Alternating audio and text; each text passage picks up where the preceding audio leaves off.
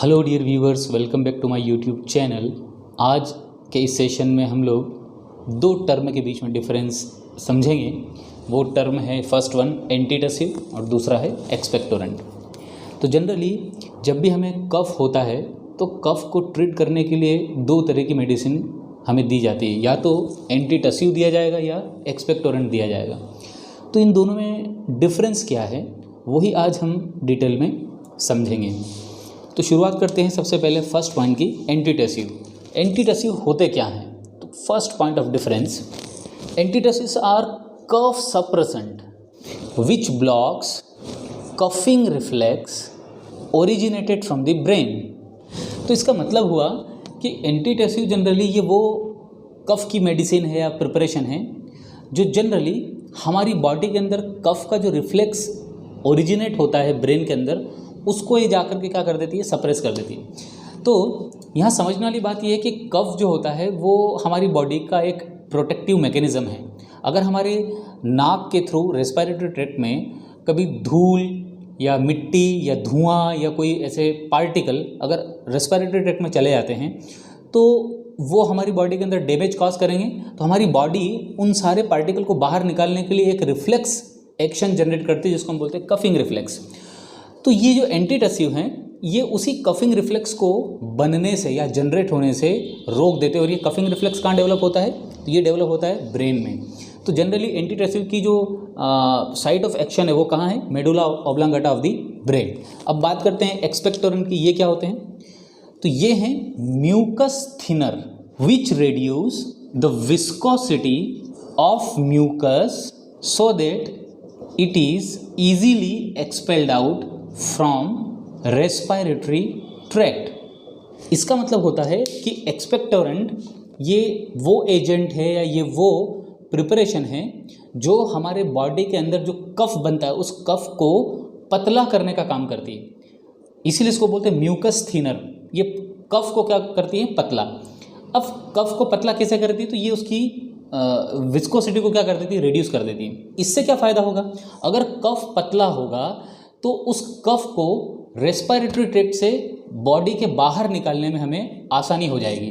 तो एक्सपेक्टोरेंट ये वो दवाएं होती हैं या ये वो प्रिपरेशन होते हैं जब ज़्यादा हमारी बॉडी के अंदर कफ बन जाए या बनने लगे तो उसको बाहर निकालना बहुत ज़रूरी, नहीं तो हमें सांस लेने में दिक्कत होती है। तो जब ज़्यादा कफ बनने लगे तो उसको कफ को बॉडी से बाहर निकालने के लिए जो दवा इस्तेमाल की जाती है या जो प्रिपरेशन हम लेते हैं वो क्या कहलाती है? एक्सपेक्टोरेंट।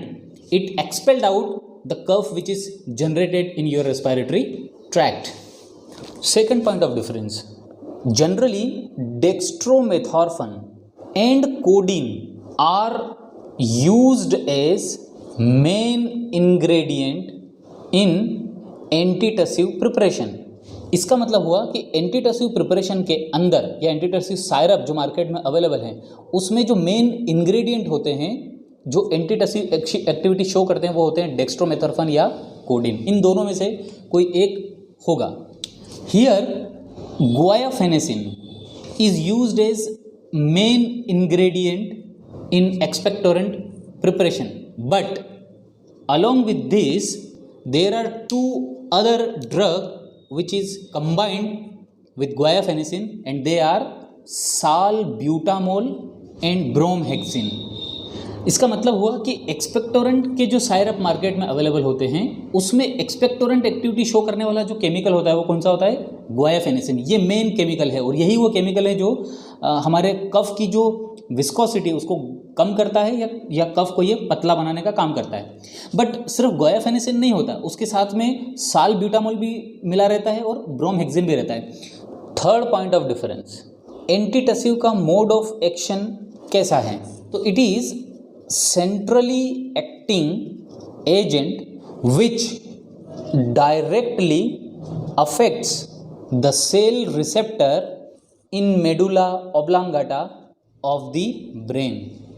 इसका मतलब हुआ कि एंटीटसिव जो भी हम सायरप पीते हैं तो वो उस सायरप में जो डेक्स्ट्रोमेथॉर्फन और जो कोडीन होता है ये सीधा ब्लड के थ्रू कहाँ जाता है? ब्रेन में। मतलब एंटीटसिव जनरली हमारे कफ को कंट्रोल करते हैं या रोकते हैं कहाँ पर? ब्रेन में जाकर के। और ब्रेन के किस पार्ट में जाते हैं?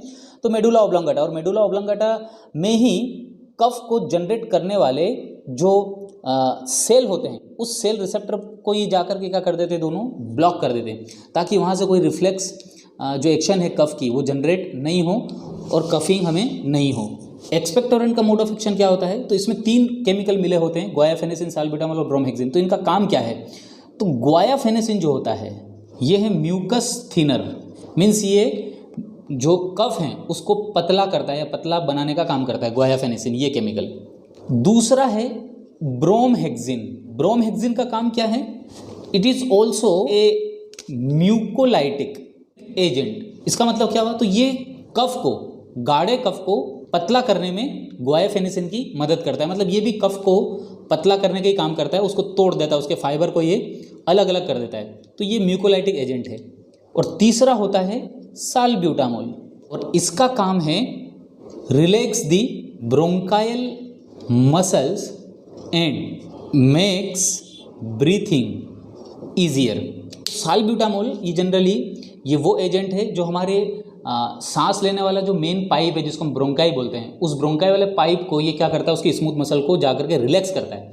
तो रिलैक्स करता है तो वो स्मूथ मसल हमारी कॉन्ट्रैक्ट नहीं हो पाती, और हमारे सांस लेने में जो दिक्कत आती है मरीजों को या पेशेंट को, ज़्यादा कफ अंदर जमा होने से, उस सांस लेने की दिक्कत को ये दूर करता है साल्ब्यूटामॉल।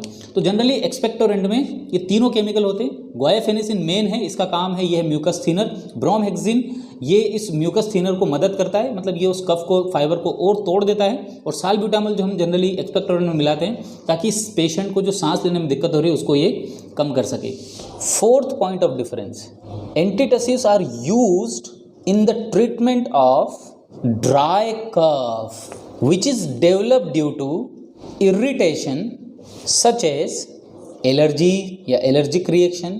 Second one, sinusitis. Third one, hay fever. And lastly and most deadly, COVID-19.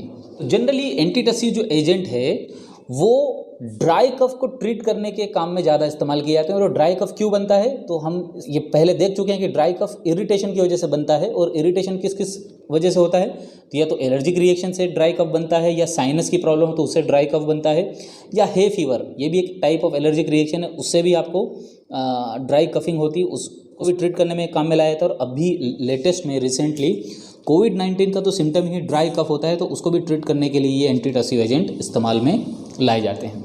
Expectorant कहाँ काम में लाए जाते हैं, तो fourth point, used to treat wet cough developed due to infections like bronchitis, infection and inflammation of bronchia, and bronchiectasis. तो हमारी bronchi में अगर जब बैक्टीरिया या वायरस या किसी और वजह से अगर इन्फेक्शन फैल जाए, तो इन्फेक्शन के दौरान हमेशा जनरली क्या बनता है, वेट कफ, और ख़ास तौर पे ब्रोंकाइटिस और ब्रोंकीएक्टासिस में ज़्यादा कफ बनता है। तो इन दोनों बीमारियों में या इन्फेक्शन से रिलेटेड जितने भी वेट कफ बनते हैं उसको ट्रीट करने में ये जनरली एक्सपेक्टोरेंट काम में लाए जाते हैं। तो बेसिकली ओवरऑल मोटा मोटा डिफरेंस ये रहा कि एंटीटसिव भी कफ को ट्रीट करने में काम आते हैं, मगर ये कफ सप्रेसेंट है, ये कफ को दबाते हैं। और एक्सपेक्टोरेंट भी कफ को ट्रीटमेंट में इस्तेमाल में लाए थे, बट ये कफ को जो बन रहा है उसको बॉडी से बाहर निकालने के काम में लाए जाते हैं। और जनरली एंटीटसिव जो हैं ये एलर्जी, साइनस, हे फीवर और कोविड-19 में जो कफ होता है उसको जनरली ट्रीट करने में इस्तेमाल लाए जाते हैं। बट एक्सपेक्टोरेंट जो सीरियस इन्फेक्शन वाले कफ हैं उसको ट्रीट करने में इस्तेमाल में लाया जाता है। I hope you understand both this terms. Thanks for watching.